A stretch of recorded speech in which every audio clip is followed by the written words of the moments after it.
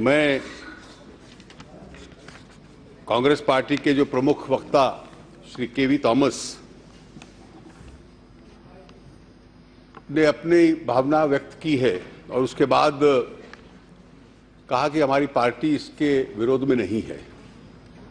मैं तो यहां देख रहा हूं कि अधिकतर राजनीतिक दल चाहे इस तरफ हो या उधर हो, जब उन्होंने अपने चुनावी घोषणा पत्र जारी किए थे तो अनरिजर्व्ड कैटेगरीज के जो गरीब हैं उन्हें आरक्षण मिले, ये जुमला तो उसमें डाला था। और इसलिए आज तक कई सरकारें आई, केंद्र में भी राज्यों में भी, कई बार प्रयास भी हुआ, लेकिन सही रास्ते से प्रयास नहीं हुआ और इसलिए वो कानूनी रोक के अंदर आकर कहीं ना कहीं उसमें बाधाएं खड़ी हो गई।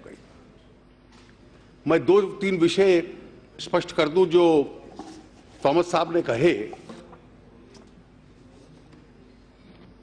उन्होंने कहा कि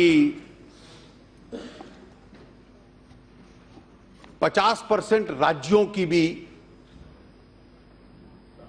स्वीकृति इसके लिए चाहिए होगी। अगर संविधान की जो संशोधन करने की धारा है आर्टिकल 368 उसको पढ़ ले तो जो पार्ट 3 जिसमें फंडामेंटल राइट्स हैं उसके संशोधन के लिए राज्यों में जाने की आवश्यकता नहीं। तो इसलिए पहले भी जब आर्टिकल 15(5) अमेंड हुआ और जोड़ा गया प्रमोशंस के संबंध में, तो वो केवल संसद के दोनों सदनों से अप्रूव हुआ था, राज्यों में जाने की आवश्यकता नहीं थी। आपने एक दूसरा विषय उठाया कि पहली बार इतिहास में आपने SC ST को रिजर्वेशन दिया, उसमें तो केवल एडिड इंस्टीट्यूशंस का जिक्र है और इसमें आपने एडिड और अनएडिड का दोनों का ले लिया। तो क्या आप जो अनरिजर्व्ड कैटेगरी का गरीब है उसको SC ST OBC की तुलना में ज्यादा अधिकार देने वाले हैं इसके तहत रिजर्वेशन का? ऐसा नहीं है। जो आर्टिकल 15(5) अमेंड हुआ और संविधान में ऐड हुआ, ये शब्दावली एजुकेशनल इंस्टीट्यूशंस वेदर एडिड और अनएडिड, वो कास्ट बेस्ड रिजर्वेशन के लिए भी यही फ्रेजियोलॉजी थी और आज इसके लिए भी यही फ्रेजियोलॉजी है। तो ये दोनों कारण जो आपने बतलाए, संविधान को अखबार 368 को और 15(5) को आप पढ़ लें तो वो फैक्चुअली अपने आप में गलत है। माननीय सभापति जी, अगर हम राजनीति और राजनीति के मतभेद से अपने आप को अलग कर लें तो ये आरक्षण की कल्पना हमारे संविधान में पैदा कैसे हुई थी? जो वर्ड शब्द सोशलिस्ट था वो तो ओरिजिनल प्रियम्बल में नहीं था, 1976 में 42वें संशोधन से ऐड हुआ।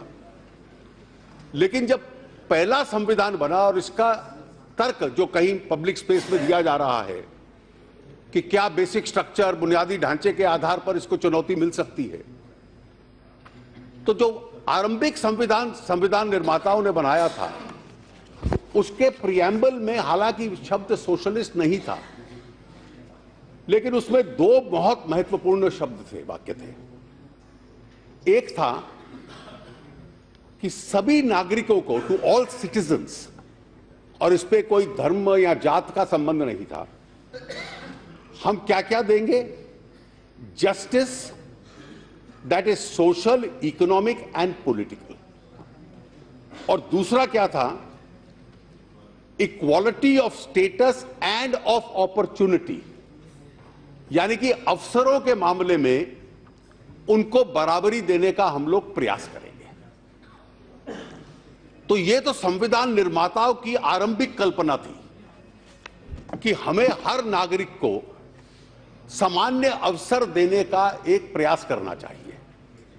अब ये इक्वालिटी ऑफ अपॉर्चुनिटी जो है, सामान्य अवसर हैं, जिस समाज में चाहे जातीय आधार पर चाहे आर्थिक आधार पर बड़े और छोटे के बीच में बहुत अंतर था और ऐतिहासिक दृष्टि से था,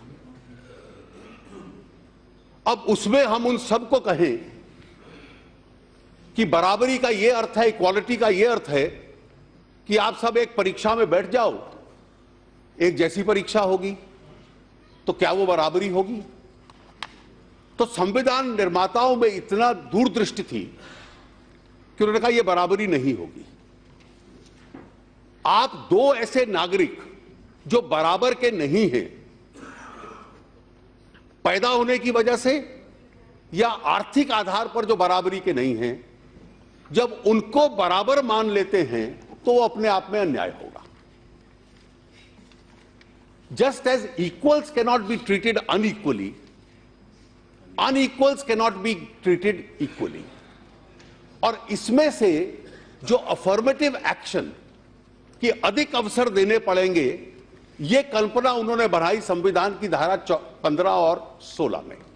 14 में कहा कि सबको बराबरी का अधिकार होगा, लेकिन 15 में उन्होंने कहा 15 का कि जात के, धर्म के, सेक्स के, रिलीजन के, क्रीड के आधार पर भेदभाव नहीं होगा। यह कल्पना उन्होंने आर्टिकल 15 में कही। और उसके साथ साथ कि सरकार या शासन या देश संसद ऐसे कानून बना सकता है जो कुछ लोग जो शैक्षणिक दृष्टि से या सामाजिक दृष्टि से पिछड़े हैं, उनको विशेष अवसर प्रदान करे। हमने उसको विशेष अवसर कहा, पश्चिम के लोग डेमोक्रेसीज में उसको अफर्मेटिव एक्शन कहते हैं। केवल इतना फर्क है। और यह विशेष अवसर देने से जिनके बर्थमार्क्स कुछ ऐसे थे कि वो पैदाश से बराबर नहीं थे, तो उनको बराबरी के स्तर पे कैसे लाना है, वो उस विशेष अवसर के आधार पे आएगा। और ये इस आरक्षण के पीछे कल्पना थी। आर्टिकल 15 में हमने संशोधन करके 15(5) डाला, और 15(5) का जो उद्देश्य था वो शैक्षणिक संस्थानों के साथ था। शैक्षणिक संस्थानों के साथ ये था कि एजुकेशनल इंस्टीट्यूशंस में स्पेशल प्रावधान करना, चाहे वो एडेड हो या अनएडेड हो, और उन संस्थाओं में प्रावधान करके विशेष अधिकार दाखिले का जो लोग उस दृष्टि से पिछड़े हैं उनको हम लोग देंगे।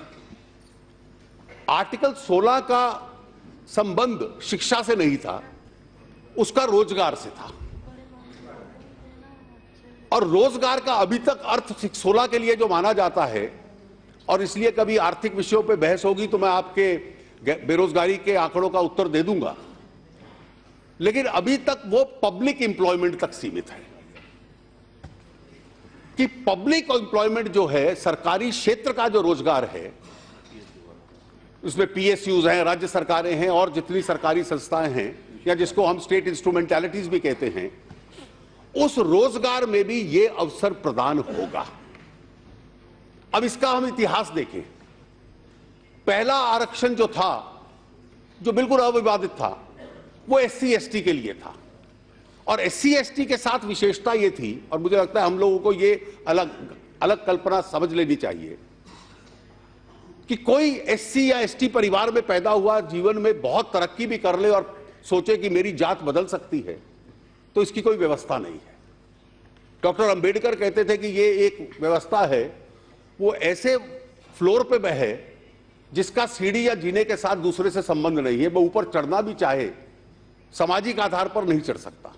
और सदियों तक उन्होंने कहा कि इससे क्योंकि इनजस्टिस हुआ है, तो इसके कल्पना की दृष्टि से पहले दिन से धारा 15 में शिक्षा के संबंध में और 16 में पब्लिक एम्प्लॉयमेंट के संबंध में हम लोगों ने प्रावधान कर दिया। इसके अतिरिक्त अन्य पिछड़े वर्ग थे, अदर बैकवर्ड क्लासेस। और अदर बैकवर्ड क्लासेस के समय इसमें बहस होती थी काफी आरंभिक वर्षों में। काका कार्लेकर की कमेटी आई, उन्होंने रिपोर्ट दिया, फिर मंडल आयोग की रिकमेंडेशंस आई, उन्होंने अपनी रिकमेंडेशन दी, और अगस्त 1990 में नोटिफिकेशन के माध्यम से तत्कालीन सरकार ने उसको नोटिफाई कर दिया। उसको सुप्रीम कोर्ट में चुनौती मिली, और उस चुनौती के साथ साथ जिसका थॉमस साहब ने जिक्र किया कि जब नरसिम्हा राव जी प्रधानमंत्री थे तो उन्होंने कोई कानून नहीं बनाया, लेकिन एक नोटिफिकेशन निकाला लगभग इसी प्रकार का कि 10% आर्थिक आधार पर भी अन्य वर्गों के गरीब लोगों के लिए आरक्षण होगा। सुप्रीम कोर्ट में जब चुनौती मिली तो उन्होंने इस कल्पना को, पूरा रिजर्वेशन की कल्पना की चर्चा की इंदिरा साहनी के केस में, और वही कानून आज तक चला आ रहा है, जिसकी वजह से एक धारणा बन गई। और कल मैंने चर्चाओं में भी देखा और समाचार पत्रों में भी पढ़ा, वो गलत धारणा है। मेरा विचार ये है कि क्या ये 10% एक्स्ट्रा देके जो 50% की कैप सुप्रीम कोर्ट ने लगाई है उसका आप उल्लंघन कर रहे हैं। ये कुछ लोगों ने, आपकी पार्टी के भी कुछ लोगों ने उस पर ट्वीट किया और बयान दिए कि ये 50% से ऊपर है, ये तो रद्द हो जाएगा, क्योंकि राज्यों ने कई बार कोशिश की, वो रद्द हो गया था। ये सही बात है, राज्यों ने कोशिश की या तो नोटिफिकेशन के माध्यम से, या राज्यों ने कोशिश की कि सामान्य साधारण कानून बना के, गुजरात ने भी कोशिश की कि एक एक्ट बना दिया और उस एक्ट के माध्यम से उन्होंने कहा कि हम रिजर्वेशन दे रहे हैं। बट उसका अधिकार का सूत्र क्या था? What was the source of that power? जो सोर्स ऑफ द पावर था वो आर्टिकल 15 और 16 था, और वो सोर्स और ओरिजिन ऑफ पावर था कि आप या तो जो पिछड़े हैं, एससी एसटी है, या सोशली या एजुकेशनली बैकवर्ड है, उनको दे सकते हो। और मंडल आयोग के केस, इंदिरा साहनी की जजमेंट में सुप्रीम कोर्ट ने कहा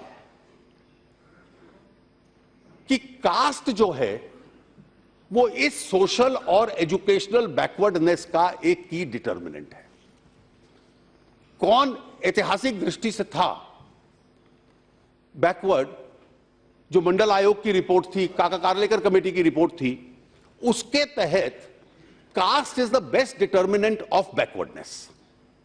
और इसलिए नरसिम्हा राव जी ने 10% का नोटिफिकेशन निकाला, पर वो नोटिफिकेशन का सोर्स ऑफ पावर यहां तो संविधान में होता, ना आर्टिकल 15 में था, ना आर्टिकल 16 में था, क्योंकि इकोनॉमिकली वीकर सेक्शंस के लिए ना आर्टिकल 15 में प्रावधान था, ना 16 में था। जब कुछ राज्य कानून लाए तो उस कानून का भी सोर्स ऑफ पावर नहीं था, क्योंकि रिजर्वेशन की कल्पना एससी एसटी या एजुकेशनली सोशली बैकवर्ड के संबंध में थी। तो इसलिए कभी भी न्यायपालिका ने उसको स्वीकार नहीं किया। और जो 50% की सीमा लगाई सुप्रीम कोर्ट ने, मैं स्पष्ट कह सकता हूं कि वो सीमा केवल आर्टिकल 16(4) में जो कास्ट बेस्ड रिजर्वेशन था उसके संबंध में लगाई। वो जो सीमा थी, चाहे एजुकेशनल इंस्टीट्यूशंस में हो, चाहे वो पब्लिक एम्प्लॉयमेंट में हो, और जो जजमेंट है सुप्रीम कोर्ट का, मैं चाहूंगा पैराग्राफ 806 से लेकर 812 तक कम से कम 3 बार सुप्रीम कोर्ट ने यह बात स्पष्ट कर दी कि हम जो सीमा लगा रहे हैं 50% की, ये केवल 16(4) की जो एजुकेशनल और सोशल जो बैकवर्डनेस की रिजर्वेशन है उसके ऊपर लगा रहे हैं। मैं एक वाक्य पढ़ दूं जो इस सारी चर्चा करने के बाद उन्होंने कहा, we are also of the opinion that the rule of 50% applies only to reservations in favour of backward classes made under article 16(4). तो इसलिए केवल बैकवर्ड क्लासेस और उसमें एससी एसटी ओबीसी यानी 50% से ऊपर ये नहीं जाएगा। और इसके पीछे तर्क क्या था? इसके पीछे तर्क ये था कि आप अन्य वर्ग जो अनरिजर्व्ड वर्ग हैं, अगर उनके लिए भी सीट्स नहीं छोड़ोगे, तो शुरू तो हमने किया था कि जो सामाजिक और ऐतिहासिक दृष्टि से भेदभाव हुआ, उस भेदभाव को समाप्त करना है, उस डिस्क्रिमिनेशन को समाप्त करना है। लेकिन अगर दूसरों के लिए बहुत कम स्थान बचेगा, तो भेदभाव समाप्त करने चले थे किसी और का। और अगर मैं, जो अमेरिकन सुप्रीम कोर्ट ने जिस फ्रेज को यूज किया है, तो यह भेदभाव उल्टा बन गया। तो this became a case of reverse discrimination, क्योंकि दूसरे वर्गों के पास फिर बहुत ज्यादा एडिक्वेट स्पेस एजुकेशनल इंस्टीट्यूशन और पब्लिक एम्प्लॉयमेंट में नहीं रहेगी। तो ये बैलेंस बना रहे, तो उन्होंने 50% का तर्क सुप्रीम कोर्ट ने दिया। सही है, गलत है, इसकी चर्चा चलती रहेगी, मैं उस पर टिप्पणी नहीं करता, लेकिन ये उसके पीछे तर्क था। और वो केवल 16(4) के आरक्षण के संबंध में था। अब आपने कहा कि ये क्या कारण है कि आप अभी ले आए? पटेल समाज को आरक्षण दो, आपकी पार्टी ने 2017-18 से पहले तो कभी नहीं कहा था। कई वर्गों के संबंध में